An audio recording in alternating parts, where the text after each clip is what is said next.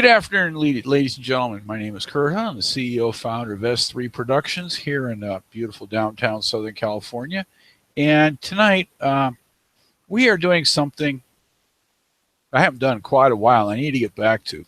I have my very special guest, Armando F. Sanchez of Armando AFS Productions, and been a friend and a mentor for many, many years. And we I should say we've sort of gotten away from media streaming. And so both of us had this urge to do that again. I got a little rusty. But he just got back from this trip to Alaska. And I have to roll back a little bit. There used to be a TV show called Ice Road Truckers. Used to watch that show all the time. Well, I've never actually met a person who's actually been on the ice roads up there in Alaska. And so that's what kind of motivated this whole thing. And so we're going to start with Armando again. Thank you for joining us. What prompted you to go to Alaska, first off?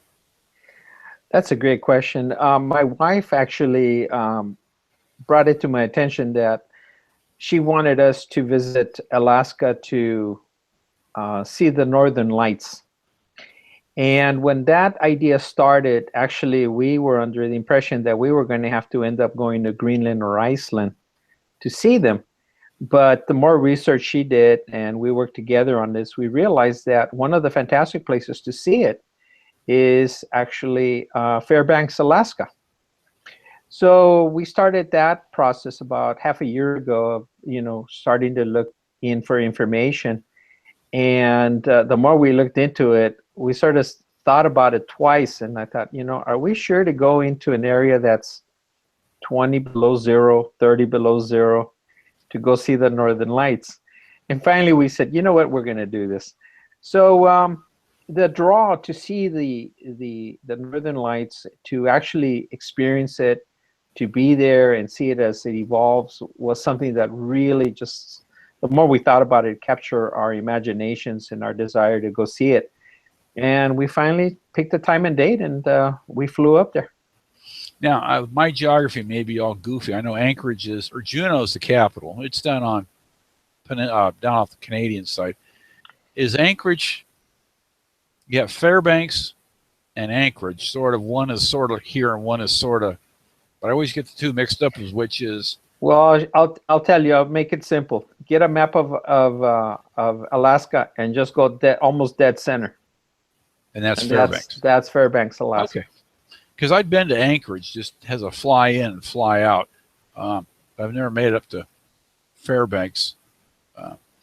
So you flew into Fairbanks, and from beautiful downtown Southern California at 80 degrees into Fairbanks at minus 80. It was a little bit above zero by the time we arrived there. Yeah, it's still quite a temperature change. Quite a jump, yes. So then, what sort of happened from there? I mean, you don't have to go all the nitty gritty, but sure. Well, what basically happened is we made a decision of going up there for 4 days, and it's a crapshoot because there are many factors that interfere with the possibility of actually seeing the Northern Lights. For one, the clouds, the weather, different kinds of temperatures. And even if everything is perfect sky, perfect situation, they may still not appear. Another problem that occurred that we didn't plan on was that we had a half moon, and that interfered to some degree with our viewing. So you pretty much just sort of have to take a shot at it, but it does have to be right before spring. We were there almost the last week before it was offered any longer for the rest of the spring and summer, because they go into almost 18-hour daytimes, and at that time you can't see any Northern Lights. It has to be quite the opposite. It has to be dark. So we were on the threshold of both, and so we had to sort of time many things. And yet, out of the 4 days we were there, we were only really able to see it for 1.5 days. And the other 2 days it started to snow. Actually, the time we caught the plane, the plane was de-icing. So, it's a crapshoot, but the adventure drew us to go there. Do you find it's more the adventure of going or the destination once you get there that's more fun? You know, it's a little bit of both. You go with a sense of curiosity to learn about the Northern Lights, but it's sort of a icing on the cake to see all the other factors involved. Once you're there, it becomes a broader journey than just seeing, you know, the spectacle up in the sky, meeting the people, and then taking the tours. Two tours that we took, especially one of them that took us up to the Arctic Circle, which put us inside the Dalton Highway, which is the ice truckers' road.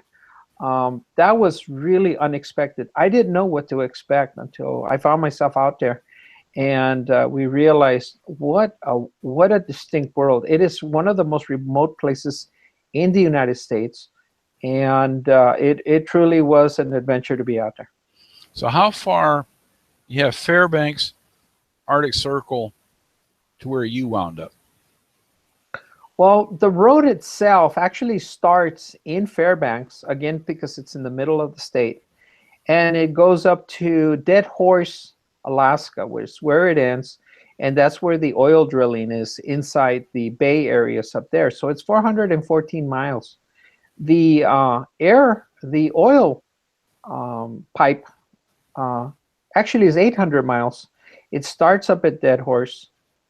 It goes through Fairbanks, and it continues down to the very south of Alaska, which is Port of Valdez. So you get to see half of it. We only traveled a third of the 400-mile stretch going north of Fairbanks, and where we ended, there was literally nothing up there. Everything, any kind of major sites, brush, anything was all gone. It was all nothing but snow. Wow. So you went about 150 miles roughly of the 400 plus. Yeah, it was almost a 13-hour trip to go and come back. We left Fairbanks at 1:30 in the afternoon and got back at 3 in the morning.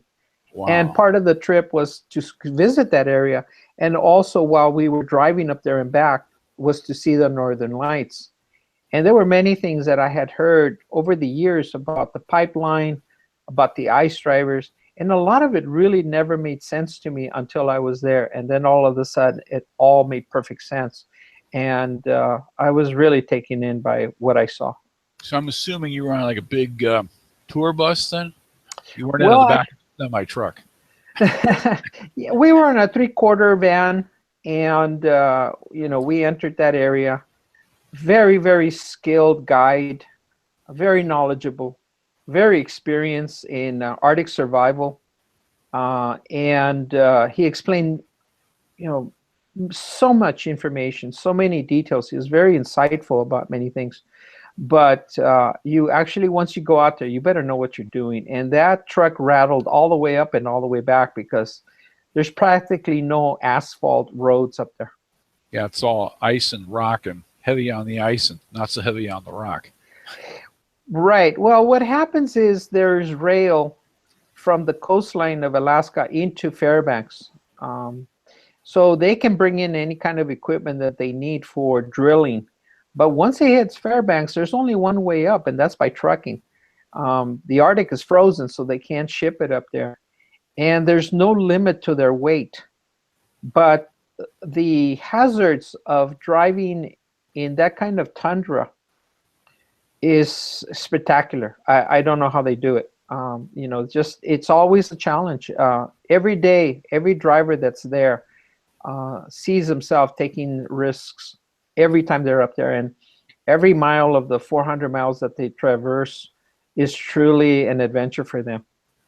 Yeah, because 400 miles is slightly from here to San Francisco, more or less, but it's not 50 below and white out. 50 below, they say they've had registrations of being almost minus 60 degrees out there. And like you said, the visibility, we were in a good time, if you will, pre-spring, And even then, even for this little van with 8 passengers in it, had to be challenged, had to adjust to the road, had to meet the environment. So for truckers to do this on a 24/7 basis, 365 days a year, um, I really take my hats off to them. I don't know how they do it. And I'm sure that many more than we know of lose their lives out in that road. Yeah, well, I used to watch that show all the time. I don't even know if it's still even on the air anymore, but um, wow. So when Yeah, you took the van, and at some point in time you got out of the van. They said there are the Northern Lights, or did you stop at some? it's sort of a mixture. It's exploratory because when we left Fairbanks, it was daylight, Mhm. and we continued driving north until we finally reached almost at the end, and we had maybe about an hour of daytime. And as we started to turn around and meander back, because we had reached the Arctic Circle, we took some Mhm. pictures there. There's a sign out there that tells you you're there, and you go a little bit past that, but not much more because, like I said, a few miles further down, you just end up with nothing but white Mhm. across the whatever mountains or hills. You can't see anything, and it's just like that for the rest of the road. So there was no sense of continuing. And as you turn back, you're getting into evening, and you're making several stops and getting out and looking up into the sky to see if you see the northern lights. But actually, the first stop was the only place where it was clear, but it was still a little bit of sunlight where we couldn't see it. And as we started going back into the city, clouds came in and we never saw it. We kept trying in different points, but we never saw it. But I don't think anyone was disappointed with that fact, because to have seen the terrain, to have been part of it, to see what's out there or not out there, I was going to to say what's not out there. or what's not out there, to realize that you really are in a very open area, rural as it was 1,000 years ago. Changed very little except the road and the pipeline, which runs parallel to it. Really, it's quite an eye opener. It's an experience that I'll never forget. So you see a lot of the big trucks whipping by as you're driving up and down. You don't see many, but you do see them constantly. And the ones that are coming back from up north are actually empty. So they're coming in a little bit faster. But the ones that are going north behind us or in front of us, they're sort of spaced in between. But the moment they get on the road, they're being challenged. You can't take your attention off of it at any time, because every moment you're driving is always something new that you're experiencing. The load, the loads have no weight limit because it's actually a private road that belongs to the oil fields, but they now allow some kind of certain traffic to go on it, for example, ourselves. Mhm. But you're sharing the road with them. They're constantly on CBs, radios, and they're telling each other what they're approaching or they're going into, or they're warning each other. Because if you get caught, if you don't warn them or vice versa, they don't warn you, and you find yourselves in certain areas, you could easily find yourself crashing or being pushed off the road.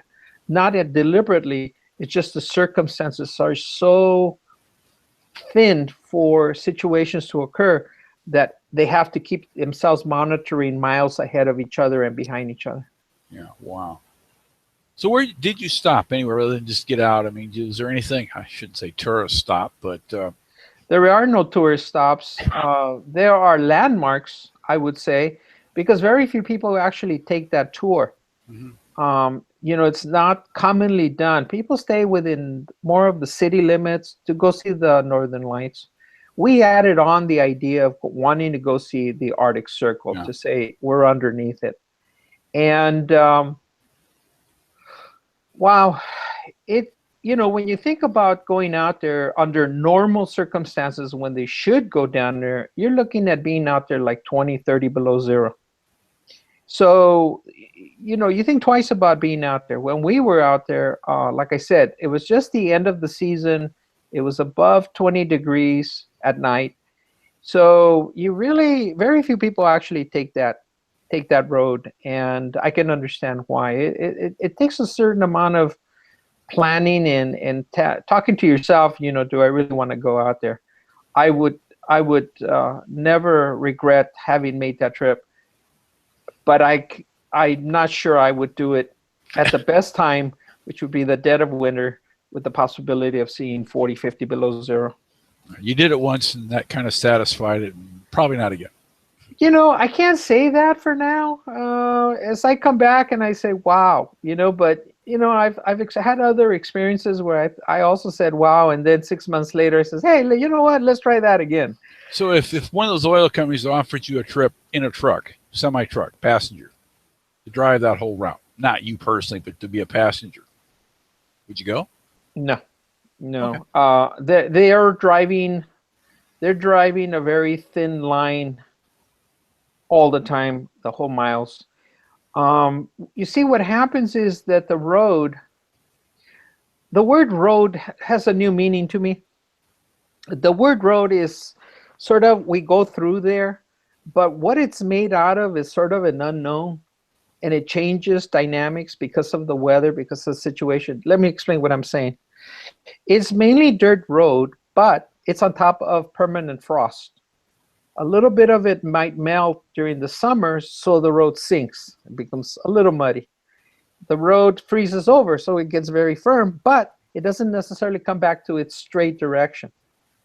And the thing is, water is seeping over it. So by day, it's a little bit of lake. By night, it's all ice. Now, you're going in a truck that's probably can be hauling, who knows? The normal is 20 tons, but these guys may be running with 40, 50, 60 tons, and they can't stop on the dime. The other major problem that they have, this is the one that is the most dangerous of all, is that there are certain areas where there are mountains up and down, and they literally have to run as fast as possible downhill in order to catch the mountain on the other side and be able to come out on the other side. If they don't make it, their lives become in jeopardy, because that truck is going to start sliding back. There's nothing to stop it. So, and the truck will jackknife, can turn over, which apparently it does many times. Many things can happen if they don't make it to the other side. So, is this in the winter? Is this in the summer? Is this, is the gravel loose? Is the gravel hard? Where's the weight of the load behind you? All these factors are playing into every time they go up and down.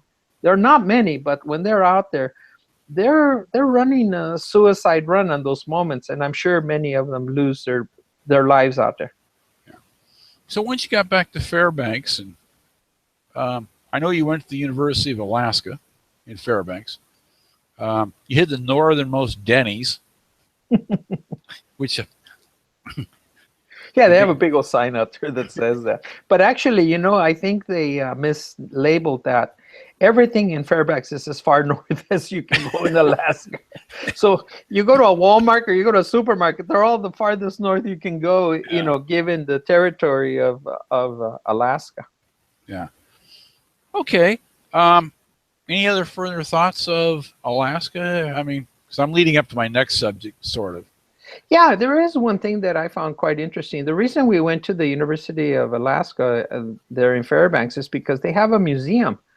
And apparently, one of the great things up there, besides the study of mining and geology and all the things you would expect in terms of mining gold and mining oil, is the idea that they really have a major paleontology department. And that is because when the summers come in, they have a lot of tundra where they have a lot of mummified animals. They have mummified bison, mummified mammoths. They have a lot of different creatures. So the idea up there is that when you go up there, you get to see these exhibits. So it was something that I wasn't expecting to see, but being there, I really enjoyed it. And there was another thing that I accidentally found out when I was at the university, was that the students built their own missiles. That's the thing I thought was fascinating. Yeah, I'd never heard of that. I asked, and they mentioned that they were the only ones in the country where the students actually build missiles and they launch them. And their primary reason is for the study of atmosphere, because they have so much unique, the northern lights, the northern activity. So, but the students, without being part of NASA, without being part of a corporation, the college itself, they get together and they build missiles and they launch them. Cool. Yeah, that was very unique. Cool. Okay. Take a deep breath here. I know you've written 6, 8, 9, 10, 12 books, something like that. Award-winning author, which, by the way, congratulations. Thank you very much. How does Alaska become a book? How does Alaska become a book? How does Alaska not become a book? There's so much. There's so much. It's such a rich history. Do you look at it from the gold rush? Do you look at it from the Yukon? If you tap it into its history, every time you turn somewhere, there's a history story there. It's not something that happened long ago. It's still very much today. Line is a point of history unto itself. The dynamics of all the engineering that went into it to build it is still a marvel today. It's one of the largest human enterprises that was been created in the modern era. Okay, the protection of it, it's just no end to it. On the contrary, I would have trouble figuring out where to cut it off, because it's such a rich environment of so much history, so much enterprises. Again, just to mention a little item, when you say gold mining, it's still going on today. And a lot of the mines are 100 years old, and a lot of the equipment is still out there. And the way they do it is different. But when you talk gold miners and you talk to individuals up there, some of them says, "Oh yeah, I'm still a prospector. I'll go out there," Or they talk about survival in that kind of environment, and they start talking about what you do, and you listen intently. You realize that they're still using practices that were maybe 100 years old or longer, that are still very much there. And the danger of being and living up there is still as much today as it was 100 years ago. And that's just the tip of the iceberg. Wow. I didn't mean that pun, but that sort of fits here. Well, if it worked 100 years ago, chances are it'll work today.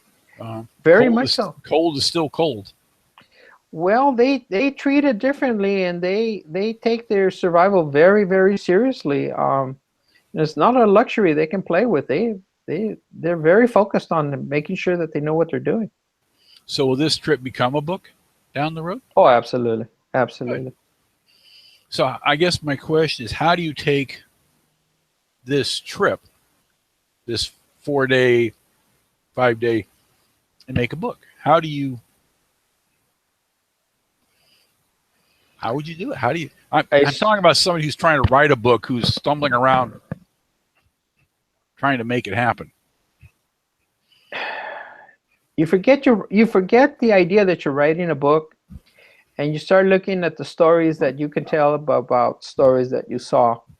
You start sort of trying to compartmentalize in your own mind what it is you saw, what it is you felt, what it is you experienced, and how it changed you. And that's what you talk about. Mm-hmm. And what you're basically doing is you're trying to share your feelings about it, but more importantly, you want other people to say, you know what, by God, I'm going to go there too. I'm going to create my memories of being there. And not all the memories come from one's own experiences, but there are many. But you should also tie in what you learned when you were there. For example, I didn't go the entire Dalton Highway, but I started doing research about it. So I will add that to it. Standing on the Yukon River, completely frozen, massive river. I had no idea it was that big, and yet completely frozen. You do the research on it, and you realize, my God, this is the only way in and out of that area, and the pivotal point of the prospectors, the gold mine experiences of 1850s. So, one thing evolves into the other. You're partially your own story and partially the history of others. and it just evolves. And after a while, what I have to do is I have to cut myself off. I says, I've got to stop this. This chapter is never going to end. This chapter can't be the whole book. This is just a chapter. It just flows faster and faster. And after a while, you find yourself being overwhelmed with information and excitement over it. But it really is something to go back and think back what you felt, what you experienced. So if you were now that you're an experienced author, and I know you've been nominated for the Pulitzer Prize. Yeah, right. I'm not sure about that. That last one is in the statement that they would probably make in Alaska, but I don't think it's very real. So if you were to give a piece of advice to a neophyte author, what would you tell Throw the mentality of a red pen mindset out of one's head. Don't be your own critic. Be your own motivator to tell your own stories. Stop trying to figure out, is this exciting? Is this interesting? Is this whatever? Give yourself leeway to tell your story. You can always go back and modify and add and subtract, etc. But free yourself from the chains of conditionings that has been put in by schools, by others, by even ourselves, where we say, oh my gosh, will anybody ever read this or like it? You have to get past all that, and you have to go out to the barren land of you and your imagination and your thoughts, and just have confidence and faith in yourself that you have a story to tell. You made an interesting point is, if I write this book, will anybody read it? And I always go back to podcasting and video streaming. Will anybody listen? And then you get to the point of, I don't really care if they do it or not. I'm having a great time doing it. Listening becomes a whole new thing unto itself. Well, that's your strategy. That's your strategy, not to sort of put a wall between you and your fears and your anxieties. What if we go down that alley? First of all, none of us can anticipate the future, so one never knows. I've heard very famous writers and people who write music, etc., say, I really didn't know where this was going. I remember Tony Bennett saying, I hated singing I Left My Heart in San Francisco. It was his greatest hit. You never know what you're going to come up with that is creative for self and for others. Yeah. But I do believe that everything one writes and the time one invests writing, or better stated, contemplating and putting it in words, is a benefit to self. And I think it'll always touch somebody, either through their imagination of sharing your experience. And I think the greatest reward any of us can receive is to say, here somebody says, I read your book about going to China, and by God, I made the decision I'm going also. And I think that's the great part. And no one knows the future. No one knows who's going to say that to us. But when it does happen, we say, it was worth everything we did. And cool. Lastly, on that point, we want our kids reading about it, our children reading about it, whether it be, when they get to be 50 years old, 20 years from now, and they say, what, Mom, Dad, they were crazy as heck, but they got some great ideas, and, I'm going to sort of bank on them and still use them into my grandchildren and motivate them to also do something. Yeah, that's my big goal, is to write a book for my grandchildren. Well, write it for Hahn. Write it for Hahn and his enjoyment, and then you put it out there, and I'm pretty sure they'll pick it up someday. They'll say, my crazy grandfather or great grandfather wrote this crazy book, and they say, oh my gosh, and they'll pick it up and start reading it, and they'll say you're still crazy. Yeah, you're still crazy, but you got to be a little crazy to do things that you have to get past the fear factor, the anxiety factor, this is going to fail factor. You have to get rid of all that. If not, you chain yourself into doing nothing. What, are you gonna come? You have a question? Come on, get up here.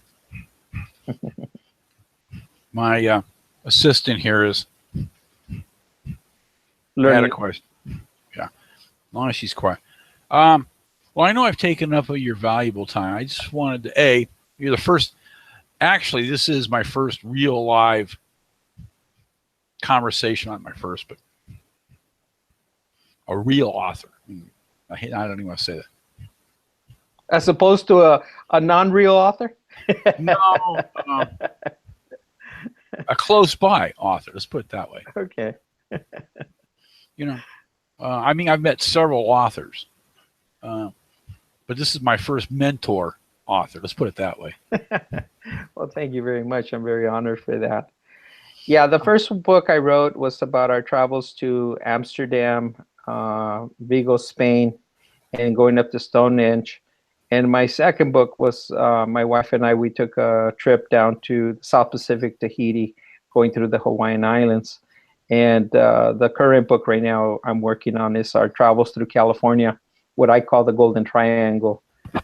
So we're doing there, but what's pending is a lot of stories. I'm also always working on other areas, our visit to Australia, New Zealand, and the one I'm looking forward to also writing soon is the one about going through the Suez Canal, visiting Petra and that. So there's something new, but I'm sort of caught a little bit with what we're doing, i.e. Alaska, and what I did. So I'm sort of trying to fumble through time and getting this done, but every time you write, you relive a lot of experiences. And my wife put together a collection of books with her pictures for her own file as well as for public use, and the family looks at it.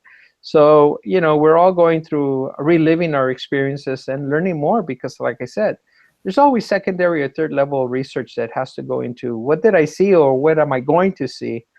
And that adds to the pleasure of travel. Cool. Any last thoughts? Because I know you're got a very busy schedule here.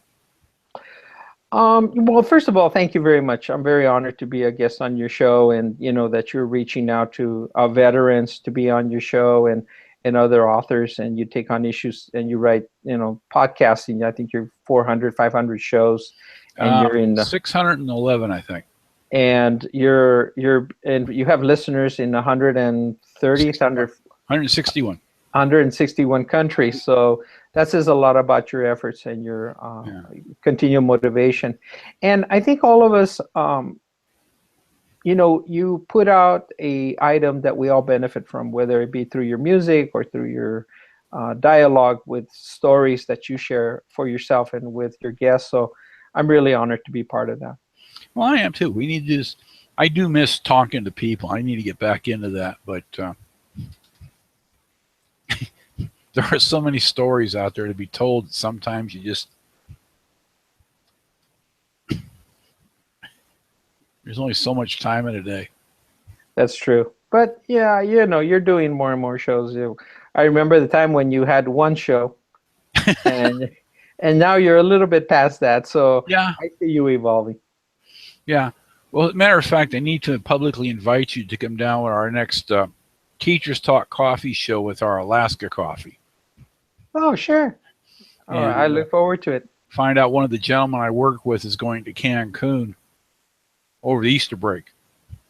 So I asked him if he'd bring me back some Cancunian coffee.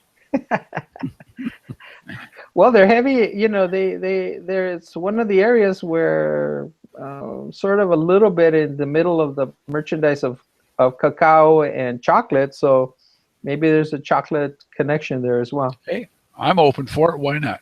Sure. Absolutely. It makes life fun. Yeah, the Mayan culture is really a marvelous culture that's down there. Okay, well, I've taken up for you enough time. I think I know you got to run because I think Oprah's waiting for you, or Jay Leno, or Jimmy Kimmel, or somebody is. Letterman, I don't know. You know what? I prefer to be on your show anytime. All right, sir. Ladies and gentlemen, my honored guest is Armando S. Sanchez, who's been a guest on many, many shows. Retired economics teacher, mentor, friend, world adventurer, author, podcaster, broadcaster. You name it, if he hasn't done it all, he's going to. That's my motto. There you go. And if you have any questions, comments, suggestions, dedications, or anything else, you can always reach me at my email, oscssw@juno.com. This will be up on Google Plus and YouTube as soon as I get done processing it. One last question. I don't know how well you can see this. I break for pie. You got to tell me about pie. You got to give me a quick story about pie. Well, nothing grows up there. So whatever comes through, whatever comes in, it has to be imported. And people pride themselves in eating. And it's a big thing to eat pie. And it's not so much the idea of the pie itself, it's the camaraderie that people share up there, because everyone has to take care of everyone. You never know who, you never know who's going to save your life up there, or you're going to need each other's assistance. So pie is sort of one of the pleasurable times that people get together and share with one another and talk war stories. And oh my God, have they got stories to share. Oh, I'm sure they do. And it's just, it was a real privilege to go to those sites and bring back a little memento from them. Very good. All right, sir. Well, I need to let you go. If you could hang on, I'm going to stop the broadcast, and hopefully I don't lose you. But with that, I do have to sign off because I know that Jimmy Kimmel or somebody's already ringing on your phone. All right. Again, thank you very much, ladies and gentlemen. Appreciate your time. And with my guest, Armando Sanchez. And my name is Kurt Hahn. If you have any questions, please let me know. With that, thank you so very much. Goodbye.